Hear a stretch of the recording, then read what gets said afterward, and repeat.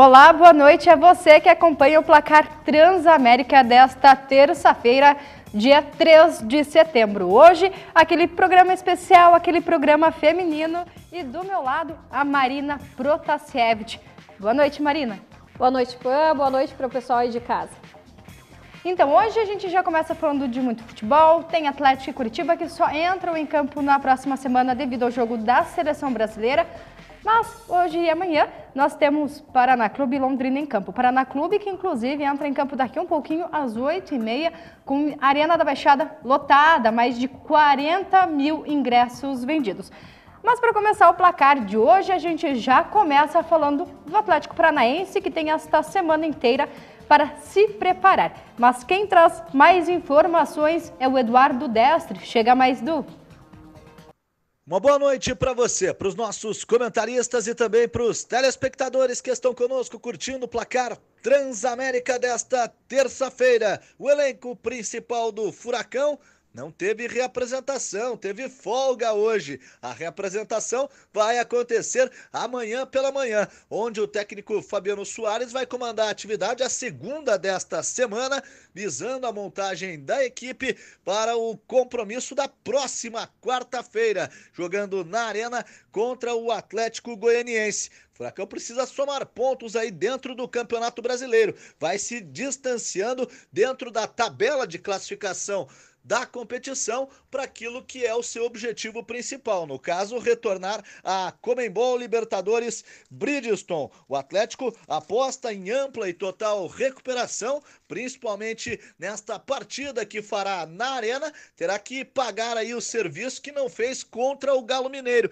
e talvez o Goianiense é que pague literalmente a conta rubro-negra. Fabiano Soares começa a esboçar a equipe a partir de amanhã, visando o compromisso contra os goianos na próxima quarta-feira na Arena da Baixada. Já já a gente retorna aqui no placar Transamérica, mas o papo é o Sub-20 do Furacão, a categoria de formação atleticana que busca aí uma vaga inédita na grande final da competição. Amanhã tem o compromisso contra o Cruzeiro. Em caso de vitória, o Atlético vai conseguir o seu objetivo, que é chegar à final desta competição. Já já a gente retorna atualizando todas as informações do Sub-20 rubro-negro. Mas por hora eu retorno com você aí nos estúdios do placar Transamérica. Bom, Mari, o Atlético só entra em campo na próxima quarta-feira diante o outro xará, desta vez o Atlético Goianiense, acabou pecando em frente à sua torcida aí no último final de semana, perdeu por 2-0 diante o Atlético Mineiro.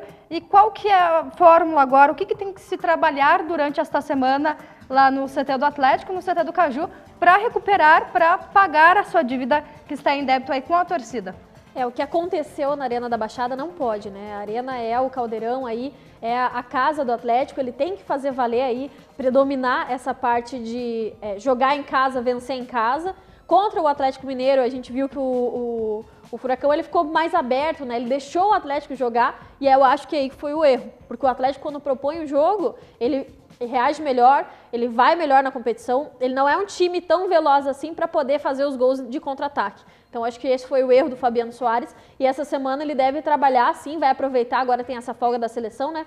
Vai aproveitar para fazer essas modificações, acho que tem que pensar um pouco mais. Contra o Atlético Goianiense, é inevitável que o Furacão tenha que ir para cima, partir para cima, porque o Atlético Goianiense vem todo na retranca, né? Ele é o time visitante e é aí um dos lanternas da competição. Então ele vai vir para quê? Um empate pro Atlético tá bom, pro Goianiense, né? Tá bom. Então o Furacão tem que fazer o dever de casa, é o favorito aí nessa disputa entre os dois, tem que recuperar aí os 3 pontos para subir na tabela, se quer continuar brigando por uma vaga para Libertadores, tem que jogar mais, tem que conseguir os resultados dentro de casa e fazer aí esse trabalho em cima do Atlético Goianiense. Pode ser um adversário fácil, mas a gente já viu esse ano que ele bateu muitos times grandes, né?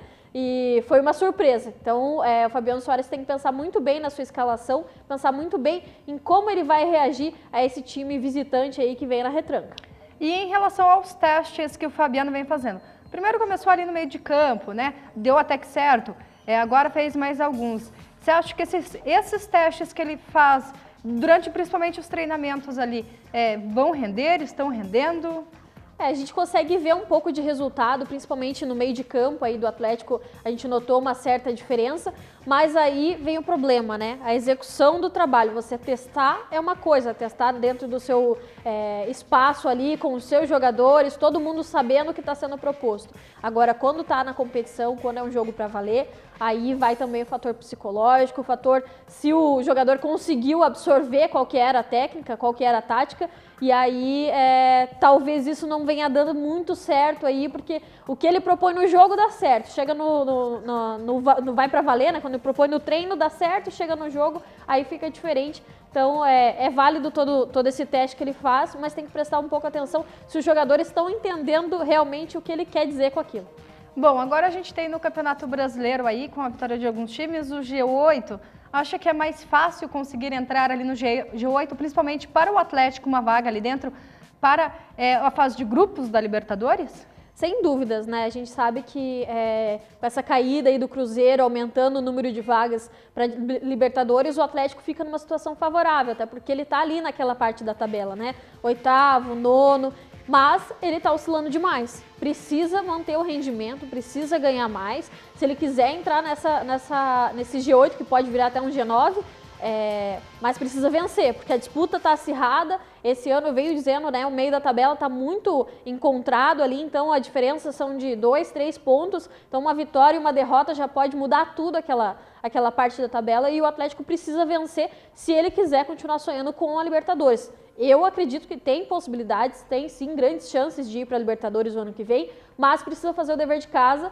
E aí, né, a gente viu esse final de semana, não deu muito certo. Então, contra o Atlético Goianiense, vencer, conquistar esses 3 pontos e seguir aí com placares e resultados positivos. E aí, eu acho que, Mari, tem que lembrar o torcedor que, por mais que seja um jogo em casa e contra o Lanterna do campeonato, vai ser um jogo difícil, até porque são pouquíssimas as chances ainda, mas o Atlético Goianiense tem aquele 1% de Série A ainda. Então, o Atlético tem que ficar de olho muito aberto, até porque, como disse, eles vão vir jogar na retranca, né? Pois é, e aquele que a gente comentou, né? O Atlético Goianiense, ele foi a grande surpresa, a grande zebra desse campeonato, né? Derrubou grandes aí, fez ótimos jogos contra quem, teoricamente, não deveria, né? E acabou perdendo jogos fáceis. Então, ele é um time que pode trazer muita surpresa pro Furacão. O técnico Fabiano Soares tem que pensar nisso, porque é um time veloz, ele vem na retranca porque ele joga no contra-ataque. Então tem que desenvolver bem aí, saber que quando perder a bola vai ter que fazer essa defensiva, porque eles venceram os times grandes por isso. Porque na hora do contra-ataque não tinha aquela base na defesa. E aí o Atlético tem que pensar muito bem, joga bem na arena, a bola é veloz lá, tem que usar o fator casa em favor deles e não menosprezar o adversário, né? Não é porque tá na lanterna, quer dizer que o jogo tá ganho. Então, apenas reforçando, o Atlético entra em campo somente na próxima quarta-feira por causa dos jogos da seleção. Isso a gente entra em detalhes mais no segundo bloco, mas agora a gente muda um pouquinho de foco e começa a falar do Coritiba. O Coritiba que também tem na próxima quarta-feira um desafio bem complicado, que é diante do líder Corinthians. No primeiro confronto, a gente já sabe o que deu aqui no Couto Pereira, mas quem chega com mais informações sobre esta semana de treinamento cheia do Verdão do Alto da Glória é o Daniel Rodrigues. Chega mais, Dani. Muito bem, um forte abraço para o amigo que acompanha o Placar Transamérica. Nós estamos chegando para falar a respeito do Coritiba. O Verdão que retornou às atividades na tarde de hoje lá no CT da Graciosa. Jogadores do Coritiba, depois do empate contra o Bahia, ganharam domingo e a segunda-feira de folga e realizaram hoje o trabalho de reapresentação. Ainda durante a semana, tem mais 4 trabalhos a serem realizados. Na quarta, na quinta, na sexta e também no sábado. Apenas no sábado, os trabalhos acontecem no período da manhã, no restante da semana os trabalhos todos no período da tarde, com janela para a imprensa na próxima quarta-feira. O Verdão se prepara para o compromisso diante do Corinthians, jogo marcado para a quarta-feira da outra semana, lá na cidade de São Paulo, no estádio de Itaquera, onde o Coritiba encara o líder do campeonato, buscando a reabilitação para o quanto antes deixar a zona do rebaixamento. O Verdão que tem pela frente, depois de enfrentar para o Corinthians, a equipe do Grêmio e o Cruzeiro jogando no estádio Couto Pereira. Vice-lanterna do campeonato com 28 pontos, o time alviverde busca reabilitação. São 7 vitórias, 7 empates e 12 derrotas a campanha do Coritiba. 26 jogos já realizados, um aproveitamento de 35,9%. Restam 12 partidas, 6 jogos como mandantes e 6 jogos como visitantes. É o time do alviverde nesta reta final do Campeonato Brasileiro. Daqui a pouquinho eu volto falando mais a respeito do Coritiba aqui no Placar Transamérica. Bom, o Coritiba, como o Daniel falou, tem a semana cheia aí, vai jogar só na próxima semana, na outra ainda. Coritiba que está na zona de rebaixamento, atualmente é o vice-lanterna, chegou no começo do ano aí a diretoria com aquela promessa, eu acho que os ânimos estavam aflorados após a conquista do estadual e falaram que este ano iam brigar por uma vaga na Libertadores e estão na zona de rebaixamento. Como resolver esta situação complicada do Coritiba, Mari? Olha, eu particularmente não sou uma carrasca de técnico, mas o Marcelo Oliveira, ele não muda a fórmula, ele continua na mesma. Você não vê reação no Coritiba, os resultados negativos estão aí e ele não consegue fazer com que esse Coxa mude a forma de jogar. É sempre a mesma, é um Coxa previsível e é por isso que os adversários estão conseguindo pegar e derrubar ele, né? Já são muitos jogos sem vencer, agora tá aí na vice-lanterna, só não perde pro Atlético Goianiense, que tá aí com um placar, uma pontuação bem baixa. Mas ainda há esperança, claro, não está rebaixado, não está virtualmente rebaixado, tem ainda mais de 10 rodadas para disputar, então precisa fazer alguma coisa. Não sei se seria a hora de mudar um técnico, já que está tão próximo do fim, mas que o Marcelo Oliveira tem que mudar esse pensamento e tem que reagir. Claro, a gente vê as condições adversas do Coritiba, é muito jogador no departamento médico, são muitos jogadores suspensos, isso atrapalha o trabalho dele? Atrapalha, mas ele tem que saber trabalhar com isso, né? Ele tem um elenco, Coritiba tem um elenco, ele tem um elenco bom para se trabalhar, tem com que mexer. Então mexa, né? Faça uma cara diferente pro Coxa, porque continua na mesma. E agora, sem o Kleber, né? Vai ficar difícil, porque a gente sempre fala dessa Kleber dependência que o Coritiba tem e continua tendo. Vai ser difícil um jogo contra o Corinthians, enfim, é o líder do campeonato, é um time que vem na frente aí desde que o campeonato começou, já é o líder, já é o vitorioso virtual aí, vitorioso não, né? É o campeão virtual. Então, a gente sabe que vai ser um jogo difícil, principalmente porque vai ser no Itaquerão, então o Corinthians tem a sua casa cheia ali, vai fazer sim pressão contra o Coxa, mas nem tudo está perdido, né? A gente sabe que tem que mudar, tem que fazer alguma coisa e eu acho que o apelo fica aí para o Marcelo Oliveira, né? Porque os jogadores fazem o que ele manda e não conseguem desenvolver. Então ele que é o cabeça pensante, ele que é o treinador, precisa dar uma luz aí para ser time.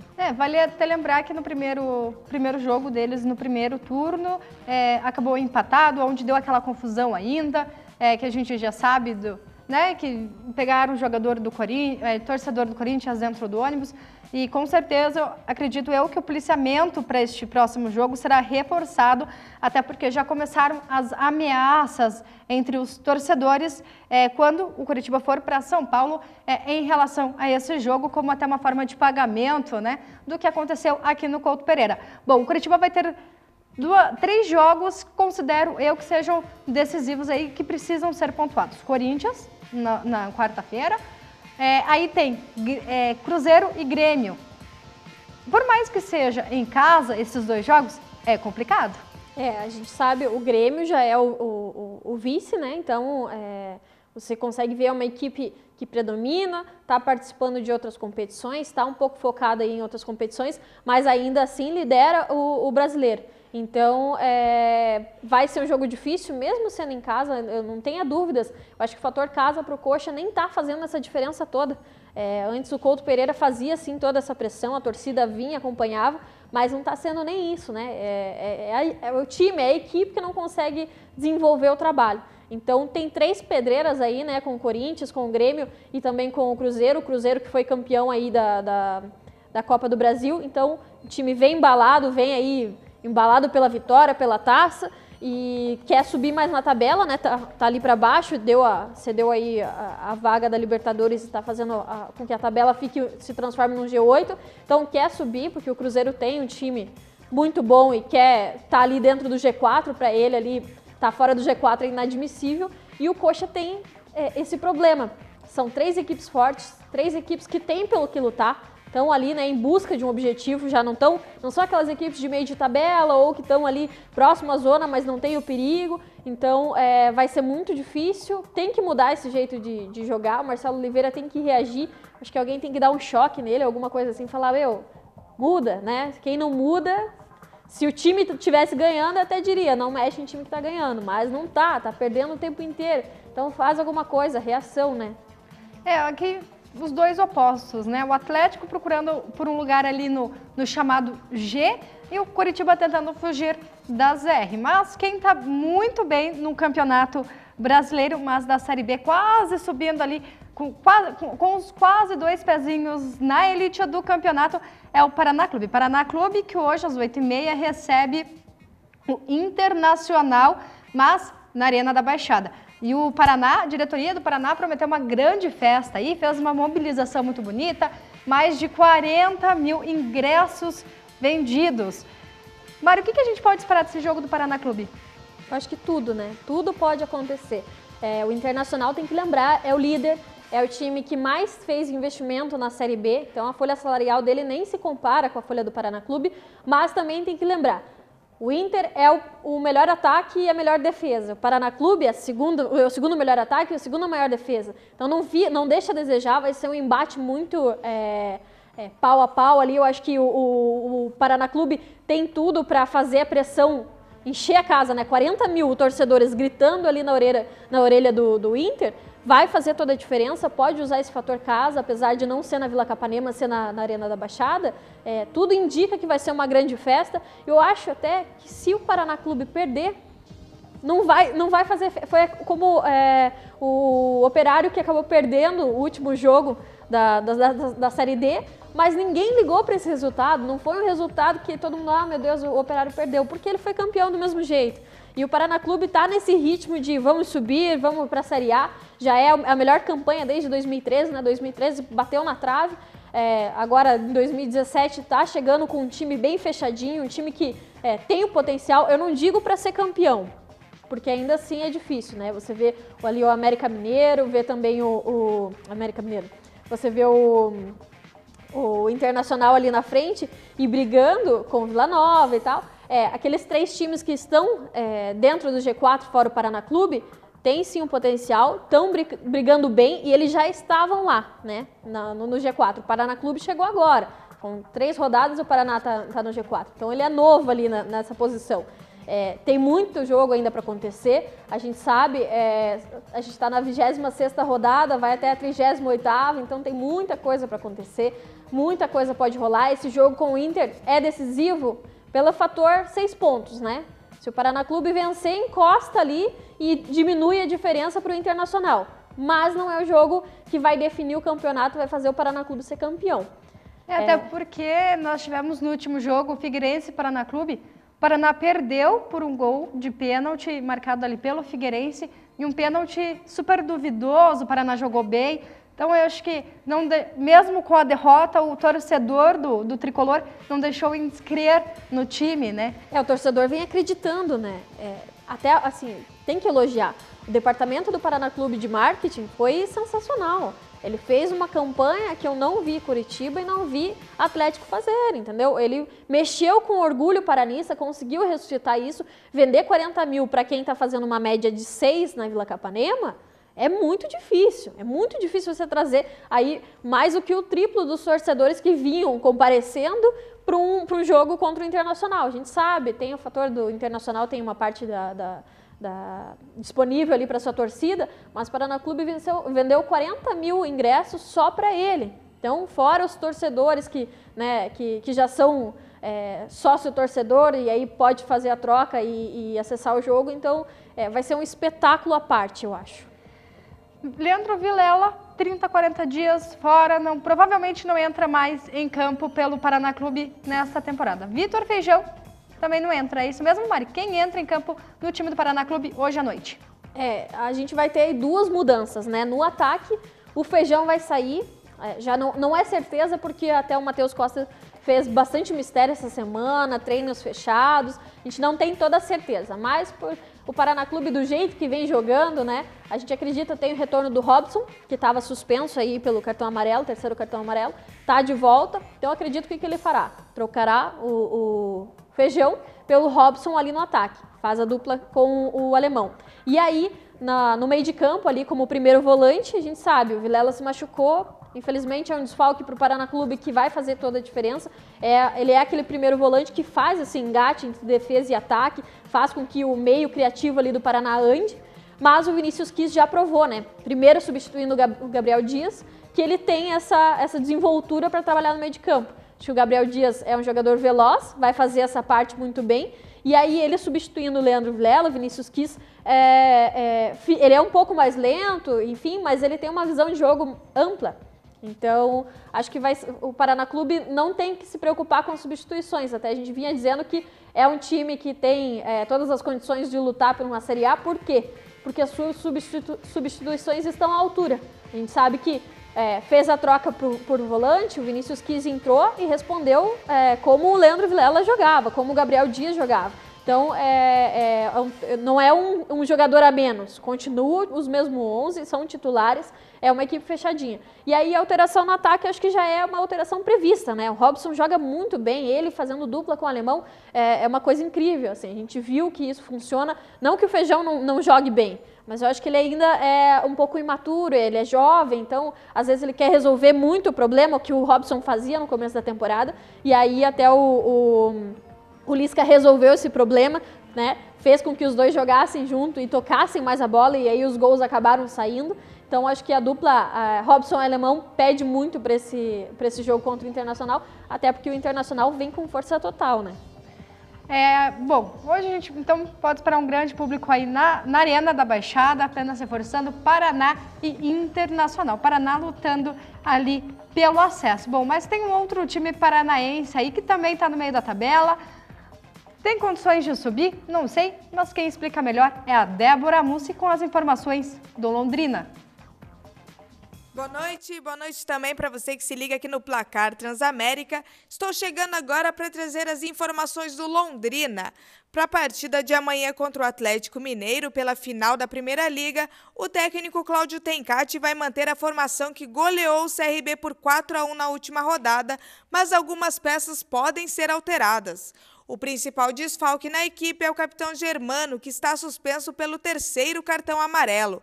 O substituto deve ser o volante Rômulo, que treinou na posição na atividade de ontem. A goleada sobre o CRB também valeu uma vaga para o lateral direito Lucas Ramon, que fica no lugar de Reginaldo. Sendo assim, o Londrina deve ir a campo com César, Lucas Ramon, Dirceu, Edson Silva e Ayrton, Rômulo, Gilmar e Jardel, Arthur, Carlos Henrique e Negueba. E o técnico Cláudio Tencati falou o que espera da equipe para a partida. Eu acho que o Londrina ele tem que ser organizado o tempo todo, né, tanto para coibir as ações do Atlético Mineiro, como para construir. Se também nós não construirmos, nós não vamos gerar escanteio, faltas laterais, não vamos gerar finalizações, não vamos gerar posicionamento de proximidade do gol do Atlético. Então nós temos que criar para que isso aconteça, para que a gente possa buscar o gol também e realmente superar o Atlético Mineiro, né? Na decisão com o Atlético Mineiro, Londrina deixa de lado suas cores por uma boa causa. Os jogadores irão entrar em campo para cantar o hino com uma camisa cor-de-rosa para marcar o Outubro Rosa, mês em que são feitas ações em combate ao câncer de mama. A camisa rosa também deverá ser utilizada pelo Alviceleste nos jogos da reta final da Série B do Brasileiro. A venda das peças começa no dia 16 de outubro e a edição é limitada. E essas foram as informações do Londrina para o Placar Transamérica. Volto com você. Londrina veio de uma vitória, uma goleada diante do CRB por 4-1, mas pelo Campeonato Brasileiro. Amanhã enfrenta o Atlético Mineiro pela final da Primeira Liga. Mari, você acha que essa vitória, essa goleada diante do CRB, por um campeonato totalmente distinto, influencia, embala o time para um outro campeonato? no caso, a final da Primeira Liga? Eu acredito que sim, né? A gente vê que o Londrina estava numa situação aí que vinha de derrota, um desânimo, e uma vitória por goleada sempre dá aquele up no time, né? Faz com que acredite que pode jogar melhor, que pode fazer o seu melhor, e foi o que aconteceu contra o CRB. Mas a gente sabe que o time do Londrina está aí bem com os pés no chão, vamos dizer assim. Porque o Atlético Mineiro vem com força total, né? Jogou contra o Atlético Paranaense agora, já ficou em Curitiba, treinou na Vila Capanema e agora fez ali suas alterações, mas pelo que a gente viu, o Atlético Mineiro não vai ter desfalque. Então ele vai vir assim, força total, vai pra cima, tem Robinho, tem Fred, e aí como é que você faz para parar um ataque desse, né? O Atlético Mineiro que tá aí na cabeça do brasileiro da Série A, e a gente vê que o nosso Londrina aí tá no meio de tabela ali da Série B. Tem uma diferença de investimento, tem uma diferença de pensamento de campeonato, de experiência, porque se você for ver, o Atlético Mineiro tem experiência em jogar competições mata-mata, tem experiência dos jogadores como um grupo ali entrosado, e aí o Londrina ele ascendeu das séries, né? Subiu da D para C e da C para B, e agora ele está experimentando uma coisa nova, né? Que é ter várias competições ao mesmo tempo. Esse ano participou da Copa do Brasil, participou da Primeira Liga, e a Primeira Liga foi realmente aquele boom, porque ninguém imaginava que o Londrina passasse, né? Não que não tenha um potencial, mas a gente sabe, disputou contra equipes como o Cruzeiro. O Cruzeiro foi uma pedra no sapato do Londrina, que o jogo acabou até empatado.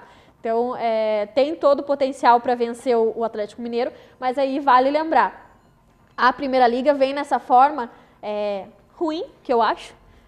Afinal, é jogo único. Então, você tem um único jeito de vencer, só aquela partida e só. O problema tem que ser resolvido nesse momento. A sorte do Londrina conseguiu trazer a disputa para dentro de casa. Então, o fator casa para o Londrina, que era aquele problema, né? Perdia sempre em casa, vai ter que ser revertido isso. A gente já viu nos últimos jogos que conseguiu reverter um pouco, mas para uma final desse tamanho, a Primeira Liga, que vai ter até uma pausa no ano que vem, vale lembrar que o Londrina tem que se preparar sim, tem que fortalecer muito bem a sua defesa, porque a gente sabe, o Atlético Mineiro não vai vir jogado na retranca, ele vai com tudo para cima, ele tem bons atacantes, e aí resta o Londrina trabalhar no contra-ataque, que é o que sabe fazer. E infelizmente o Germano não vai poder participar disso, acho que é uma perda muito grande para o time do Londrina, não ter o seu principal jogador ali que articula as jogadas e até goleador da equipe, mas tem condições sim, tem uma equipe, conseguiu investir bem ali na última janela, né, fechar, talvez até com o Ítalo entrando ali no segundo tempo, mas eu acho que o Londrina tem é uma incógnita. Na verdade, o que a gente tem para dizer é uma incógnita. É um jogo muito grande, um jogo de pressão. O Atlético Mineiro não deixou de vir com sua equipe titular. Então, quer dizer que ele vem para vencer, ele quer isso, esse é o objetivo. Diferente, o Cruzeiro diz que, não, vim com a minha equipe mista e tal. Não, o Atlético Mineiro vem com a força total. Ele quer essa premiação. A Primeira Liga, apesar de ser uma liga aí muito questionada, vale premiação, vale para o currículo do time. Então vem para cima. O Londrina vale tudo, né? Como a gente viu na coletiva hoje, até os jogadores diziam, a gente não tem o que perder. Nós estamos na final, nós estamos disputando, a gente tem que ir para cima, porque se a gente perder, todo mundo já acredita na nossa derrota, né? Vencer vai ser o fator diferente. Então, apenas reforçando, amanhã, final da Primeira Liga no Estádio do Café, entre Londrina e Atlético Mineiro. E agora eu encerro este primeiro bloco falando de quem entende. Eu estou falando da Servopa há mais de 50 anos na vida dos brasileiros. Então vamos lá. Você quer comprar a sua casa, seu carro ou imóvel? O consórcio Servopa realiza. O consórcio Servopa se destaca pela administração sólida e segura junto ao mercado nacional, mantendo uma média de 300 grupos ativos que juntos totalizam aí 55 mil consorciados, sempre atendendo à tendência do mercado e visando cada vez mais a atender às necessidades de seu cliente. Consórcio Servopa, a vida pede, a Servopa realiza. E agora eu encerro este primeiro bloco. E logo a gente volta com mais futebol.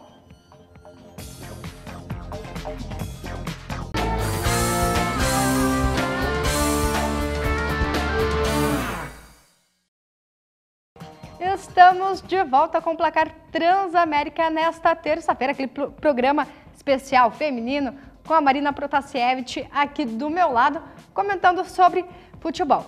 E futebol que teve rodada no final de semana, o final da rodada da 26ª foi ontem entre Ponte Preta 1 e Flamengo 0. Já já a gente comenta sobre isso, mas antes eu vou passar o reprise dos jogos aí da Série A para vocês acompanharem, para a gente comentar um pouquinho sobre a rodada.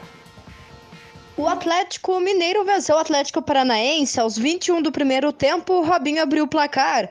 O Galo ampliou o marcador no contra-ataque, mais uma vez com o Robinho. Final, Atlético Mineiro 2 e Atlético Paranaense 0. Bahia e Coritiba ficaram no empate. Zé Rafael abriu o placar para o Bahia.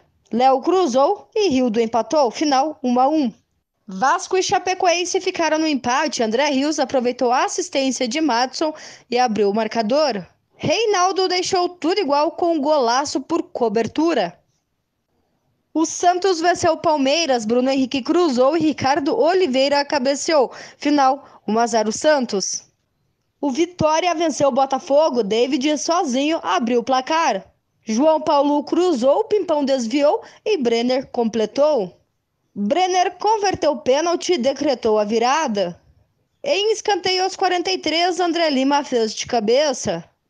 E aos 49, Danilinho marcou o último da partida. Final, Vitória 3, Botafogo 2.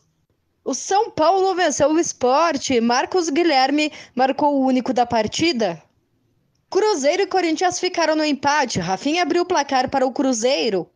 E Cleison de pênalti deixou tudo igual. Final, 1-1.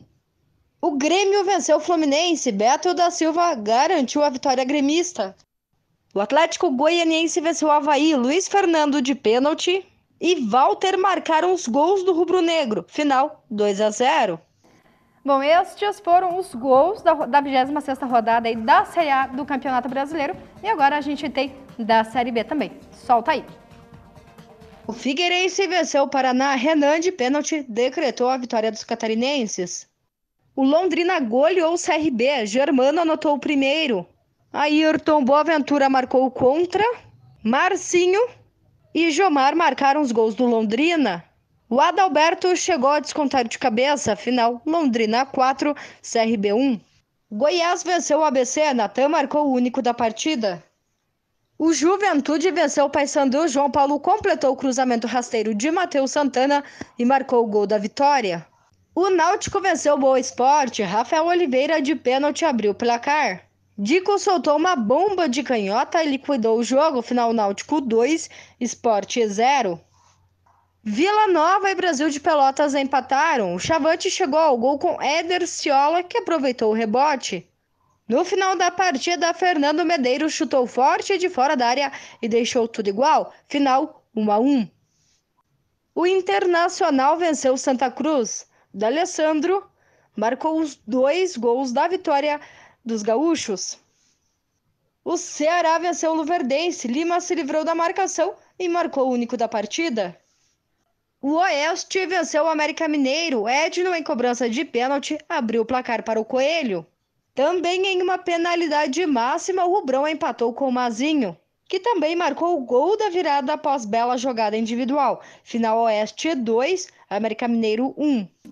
Como comentei agora há pouco, nós tivemos ontem o último jogo da 26ª rodada da Série A do Campeonato Brasileiro. E nesse jogo, a Ponte Preta venceu o Flamengo por 1-0 com o gol aí de Jean Patrick.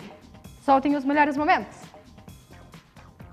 Ali, ó, Jean Patrick recebeu e chutou de fora da área, marcando o gol da vitória da Ponte Preta diante o Flamengo. Mari, quem falou sobre esse jogo de ontem, sobre essa derrota do Flamengo, foi justamente o técnico Rueda em entrevista coletiva. Vamos conferir a entrevista. Com muita intensidade, que precisava, necessitava o resultado e bueno, encontrou essa situação de gol para a fortuna de ellos, infelizmente para nosotros, mas creo que el equipo se entregó. Flamengo tuvo orden, tuvo dinámica, buscó el arco rival, mas no estuvimos finos para finalizar. El comprometimiento nuestro es esa vaga de Copa Libertadores y Si la logramos directo, mejor, ¿no? Mas hay que trabajar y hay que lograr los resultados, ¿no? Trabajar y lograr resultados que nos posicionen. Esa posición de quinto y sexto es difícil.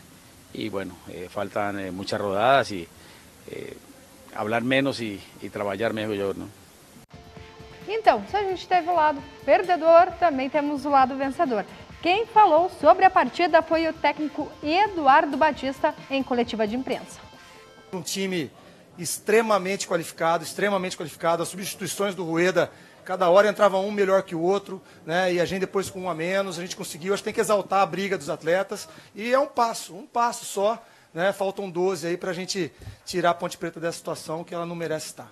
Quanto ao Danilo, o Danilo é um atacante pelo lado esquerdo, né? Não tem muito, ele é um atacante, fez a cobertura, a gente sabia que ia ter uma dobra com o Pará e na fase defensiva ajudou bastante, né, e na fase ofensiva conseguiu chegar à frente, era essa a ideia. Né, a única dificuldade que nós tivemos no primeiro tempo, o Mendonça, né, podia ter adiantado um pouquinho mais, ficou em dúvida porque o Diego se postava nas costas dele, né, e ele teve essa dificuldade de sair, essa segurança de sair. Conversamos durante o jogo, melhorou um pouquinho, mas eu sabia que com o Jean, né, eu conseguiria marcar mais adiante e conseguiria ter uma chegada. Foi assim o gol, foi assim o pênalti, né, então a gente troca o pneu do carro, o carro andando. Né, então algumas coisas a gente tem que ir ajustando no jogo. Né, que bom que nos momentos táticos as coisas não funcionaram, houve luta, houve entrega, e isso que é importante para esse momento. Mari, 1-0 Ponte Preta em cima do Flamengo, o Flamengo surpreendido aí. O que aconteceu? Aconteceu que o Flamengo perdeu do Cruzeiro a Copa do Brasil e aí eu acho que ainda está de ressaca dessa derrota. O Flamengo vem dando aí essas surpresas negativas para o seu torcedor, ainda está um bafafá ali dentro do CT, dentro da diretoria. Por conta disso, são investimentos altos que o Flamengo faz, e aí quando ele perde para um time como a Ponte Preta, que está ali na zona de rebaixamento, buscando ali sair dessa zona e partir para o meio de tabela, alguma coisa está errada, né? Se eu invisto muito, se eu compro muito, se eu ofereço toda a estrutura para os meus jogadores e o meu time não rende, o que é que acontece? E aí, né, aquela questão, ser eliminado da Libertadores, não conseguir o título da Copa do Brasil, cair fora aí da Primeira Liga também, eliminado pelo Paraná Clube. São todas derrotas que estão pesando aí no currículo do Flamengo, que vem tendo baixas, né? Tá muito mais em baixa do que em alta. E a Ponte Preta aproveitou isso, né? A gente vê que o Eduardo Batista, ele é um técnico muito inteligente.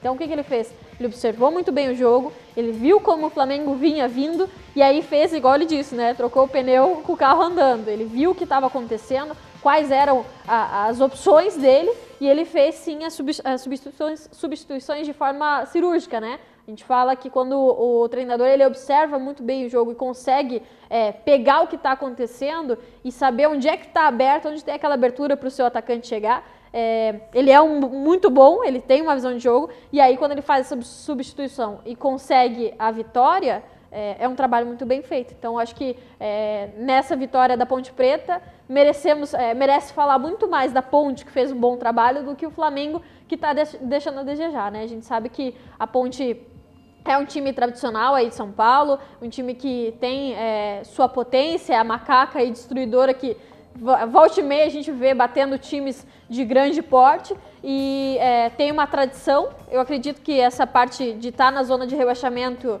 é apenas temporário. Tem um time potente para trabalhar isso, mas com a entrada aí do Eduardo Batista, ele está tentando modificar, está sendo esperto, trabalhando com as peças que tem. Foi uma zebra para o Flamengo. Para a Ponte já estava escrito, eles já sabiam o que estava acontecendo e aí só aproveitaram o momento ruim do seu adversário. Bom, o momento ruim do adversário, eu acho que vai ser a seleção brasileira, que vai torcer aí no próximo jogo da seleção. E durante esta semana tivemos uma nova convocação. Tivemos 2 jogadores novos que pela primeira vez foram convocados a Imari, que foram, dois novos jogadores que foram convocados pela primeira vez, que vão jogar pela seleção brasileira. Mas temos uma entrevista coletiva a respeito disso, com os próprios jogadores aí dando a sua palavra, inclusive de agradecimento. Sabemos da qualidade que o Marcelo e o Felipe Luiz têm. Tem o Alexandre também, que é um jogador de muita qualidade, muita força. E sobre eles ter tido essa lesão, fico triste pela lesão deles, porque são jogadores que estão sempre bem aqui na seleção e, infelizmente, teve essa contusão. Mas feliz também pela oportunidade que eu estou tendo. Isso é o fruto do meu trabalho no dia a dia no Mônaco. E tendo essa oportunidade, eu sei que eu posso sonhar com a Copa, sim. Sei que é difícil pela posição, mas todos nós sonhamos e quem sabe um dia, se não for nessa Copa, em outra, eu posso estar disputando. Estou sempre pronto. Nunca joguei na altitude, mas dizem que é muito complicado de jogar. Eu sei como é que deve ser, mas se tiver que jogar, começar jogando, eu vou dar meu melhor, como sempre fiz, para poder dar esses 3 pontos para a seleção brasileira. Já joguei algumas funções no meio de campo, um pouco mais atrás, ajudando um pouco mais a defesa, um pouco mais na frente, ajudando mais a parte ofensiva, mas isso foi conversado, isso foi treinado, então para mim não teve problema nenhum. E com o Tite, sempre a gente, do lado de um grande treinador, a gente só tem a acrescentar, né? Porque ele vem no seu ouvido, fala uma coisa importante, te passa confiança, que a gente sabe que é principal isso no futebol, então só tenho a crescer ao lado dele. Eu vou escutar muito bem o que ele vem falar para mim, porque um cara de alto nível como ele, a gente só tem que aprender. E na Copa não está nada decidido, né? A gente sabe que tem vários jogadores de alto nível, mas se surgir uma brechinha ali, eu espero estar na convocação.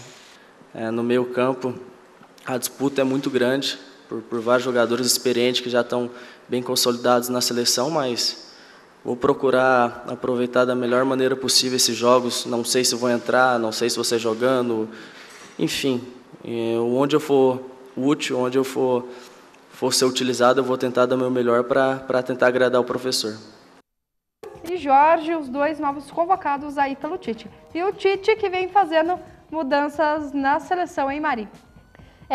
Dessa vez ele fez a convocação aí para esses 2 jogos, últimos 2 jogos da eliminatória, com 24 jogadores, né? Ele vinha trazendo 23, mudou também, colocou jogadores que vinham sempre disputando aí uma vaga na seleção, já não estão aí nessa pegada.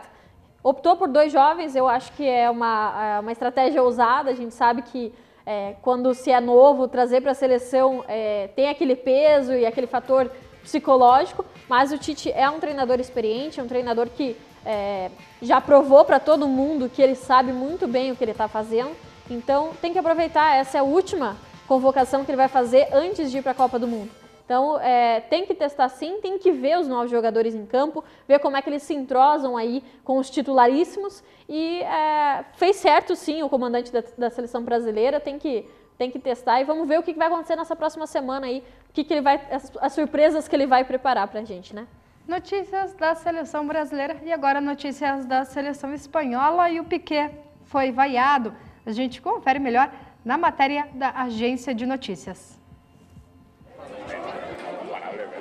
Um dia depois da histórica partida com portões fechados do Barcelona, a seleção espanhola treinou de olho nos 2 duelos decisivos contra a Albânia e Israel pelas eliminatórias da Copa da Rússia de 2018. O clima ficou tenso e todas as atenções estavam voltadas para o zagueiro catalão Gerard Piqué.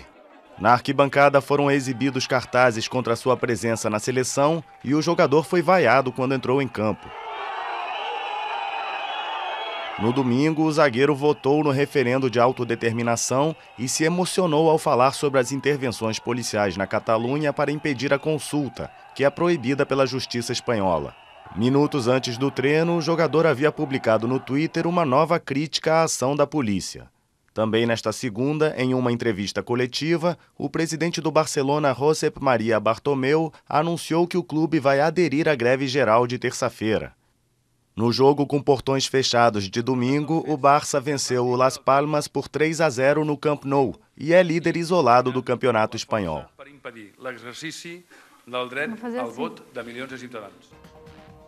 Assunto que envolve esportes e políticas, hein, Mari? Não é à toa que o Barcelona, ele tem, o seu slogan é muito mais do que um time, né? Vai além de um time. Por quê? Porque a Espanha, pra gente entender tudo isso que está acontecendo com o Piqué, eu vou contar uma pequena história aí para vocês, né? Isso é a história do mundo e a Espanha, o que acontece? Ela foi a junção de vários reinos, vários territórios, e a Catalunha foi um território que foi incorporado pela Espanha, mas não foi incorporado de uma forma que os cidadãos que estavam lá queriam fazer parte. Então, o que acontece? A Espanha incorporou eles e desde que eles fazem parte da Espanha, do país Espanha, eles não estão contentes, querem fazer a divisão, são separatistas. E aí o Barcelona é o quê? Uma cidade, a gente pode, para tentar traduzir assim para o brasileiro, a Catalunha seria como se fosse um estado nosso, né? E Barcelona fica bem no meio dela, ela é como se fosse a capital da Catalunha. E aí o que acontece? Eles querem fazer esse plebiscito, foi feito, ele não tem validade, é como se fosse um abaixo-assinado aí de todo mundo, concordando ou não com a separação, mas é um embate que vem muito forte. A gente sabe que, se você for ver a disputa entre Barcelona, Manchester, olha, meu Deus do céu, a gente vê Atlético de Madrid, Real Madrid, o Real Madrid principalmente, né? É um clube que foi apoiado pela Espanha politicamente, porque o Barcelona é um time tradicionalmente catalão, apoiado pelos seus moradores e torcedores catalães, e aí você vê que é muito mais do que futebol, muito mais do que apenas um time entrando em campo. O Barcelona não quis entrar, aí foi feita uma conversa ali e dito que se o Barcelona não jogasse esse último jogo dessa semana, seria punido com 6 pontos a menos, WO e aí mais umas outras punições. Então é uma coisa bem complicada que a gente vê que acontece na Espanha. O Gerard Piqué é assumido, ele é catalão, nascido nessa região, então por isso ele vem fazendo muitas críticas, quer a separação. E, enfim, a gente sabe que envolve muito mais do que futebol, mas aí acaba atingindo o Barcelona, que é um dos principais times aí da Espanha e dos times do Brasil, na verdade, do mundo. Bom, assunto polêmico lá na Europa e agora vamos falar de coisa boa. Estou falando da LM Telecom. Bom, a LM Telecom possui uma equipe de profissionais altamente treinados e qualificados, amplamente experientes na área das telecomunicações, capacitados para apresentar sempre soluções de comunicações específicas e personalizadas aos clientes, por meio de sistemas de rádios analógicos ou digitais e solução de redes sem fios. Atende em todo o território nacional, oferecendo vendas, locação e manutenção de radiocomunicação. Estou falando da LM Telecom. Bom, agora a gente encerra este segundo bloco e logo a gente retorna para o terceiro.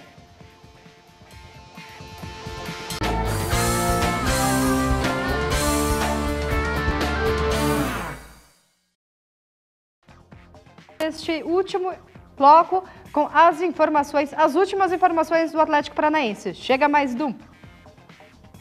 Muito bem, a gente retorna aqui no Placar Transamérica atualizando as informações do Sub-20 rubro-negro, os comandados do técnico Thiago Nunes que voltam a campo amanhã na Arena, jogando contra a equipe do Cruzeiro. É o jogo de volta da semifinal do Campeonato Brasileiro da categoria. Sub-20 atleticano segue a sua preparação e o técnico Thiago Nunes muito confiante em um resultado positivo da equipe rubro-negra. Aliás, é bom frisar, o Atlético comandante só conheceu resultados positivos jogando na Arena e se valendo deste retrospecto, Furacão necessita de apenas um resultado positivo, uma vitória por qualquer placar para segurar e carimbar o seu passaporte para a grande decisão da competição nacional dentro da categoria. Assim sendo, eu retorno com você aí nos estúdios do Placar Transamérica.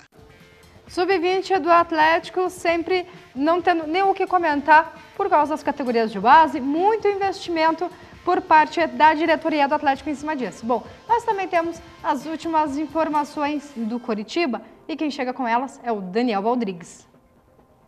Muito bem, de retorno aqui no Placar Transamérica, falando mais a respeito do Coritiba, o Verdão que terá pela frente 12 decisivas partidas até o final do campeonato. 6 delas no Couto Pereira, outras 6 fora de casa. O Verdão joga contra o Cruzeiro, o Grêmio, o Avaí, a Ponte Preta, o Flamengo e o São Paulo no Couto Pereira. E fora de casa tem o Corinthians, o próximo adversário, depois o Vasco, o Sport, o Fluminense, o Atlético Mineiro e a Chapecoense. Dessas partidas, o Verdão encara 4 adversários que brigam na parte de cima: o Corinthians, o Cruzeiro, o Grêmio e o Flamengo. 3 dessas equipes estão no meio da tabela: o Vasco, o Atlético Mineiro e a Chapecoense, e outras 5 estão na parte de baixo, lutando também contra o rebaixamento: o Sport, o Avaí, o Fluminense, a Ponte Preta e o São Paulo. O time alviverde precisa de 19 pontos em 12 jogos para alcançar o número mágico e permanecer na elite do futebol brasileiro. O risco de queda é de 55%, segundo os matemáticos, o mais especialista, o Tristão Garcia, do site Infobola. Lembrando que a sequência apresenta o Corinthians fora de casa, o Grêmio e o Cruzeiro no Couto Pereira, o Vasco e o Sport fora de casa, o Avaí no Couto Pereira, o Fluminense no Rio de Janeiro, aí uma sequência de 2 jogos em casa contra a Ponte Preta e o Flamengo, vai a Belo Horizonte encarar o Galo, recebe o São Paulo na penúltima rodada e decide a permanência na elite do futebol brasileiro contra a Chapecoense jogando na Arena Condá. São essas as informações do Coritiba aqui no Placar Transamérica. Bom, informação do Atlético, do Coritiba, e agora a gente chega com mais informações do Paraná Clube, que daqui uns minutos entra em campo diante da equipe do Internacional. Mais de 40 mil em campo, mais de 40 mil torcedores em campo prestigiando o Paraná Clube, né, Mari? Vai ser uma apresentação e tanto, né? Vai fazer o Paraná Clube, planeja um espetáculo, convocou até os torcedores a chegar 1h30 antes. Então, quem já chegou aí na Arena da Baixada lá por volta das 7 horas ali já está ciente do que está acontecendo. É uma festa muito bonita, são 40 mil ingressos vendidos. Isso, se você for considerar, a gente já falou aqui no programa, o Paraná tem uma média de público de 6 mil, você vender 40 para uma partida é muita coisa, e aí conseguiu isso em 2 dias. Então, é uma festa muito bem preparada, uma festa que a gente sabe que o torcedor paranista esperava por isso. Não é o jogo do acesso, não é o jogo que vai garantir tudo, mas é um jogo que vai fazer a alegria aí da sua torcida. E hoje a gente termina o Placar Transamérica, a gente fica por aqui. Muito obrigada, Marina Protasevich, até terça que vem. E muito obrigada a vocês que nos acompanharam, até porque o Placar Transamérica é feito por você e para você. Até terça!